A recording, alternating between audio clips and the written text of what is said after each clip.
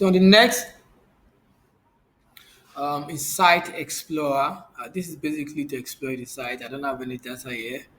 I think this is good for to you're able to explore a lot about the site. From the calling, this is open deadly, open server error.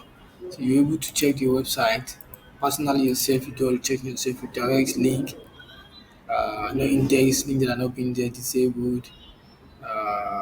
With guidelines. So guideline issue, you'll be able to find out any you're able to diagnose the website here, though.